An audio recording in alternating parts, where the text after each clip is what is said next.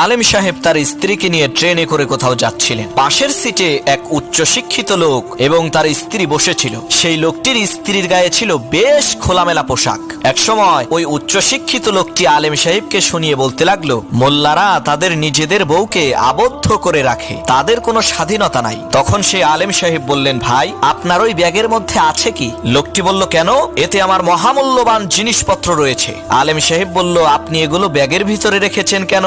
লোকটি বলল, চোর এবং খারাপ লোকদের হাত থেকে বাঁচতে লুকিয়ে রেখেছি। তখন আলেম সাহেব বললেন, আমি আমার বউকে এভাবেই যত্নে লুকিয়ে রেখেছি যাতে তার দিকে কোনো খারাপ মানুষের নজর না পড়ে, কারণ আমার কাছে আমার স্ত্রী টাকা পয়সার চাইতেও বেশি মূল্যবান, আর আপনার কাছে আপনার স্ত্রী ধনসম্পদের চাইতে মূল্যবান নয়। তাই তো আপনি আপনার টাকা পয়সা যত্নে লুকিয়ে রেখেছেন আর স্ত্রীকে রেখেছেন খোলামেলা। এই কথা শুনে লজ্জায় লোকটির মাথা নিচু হয়ে গেল।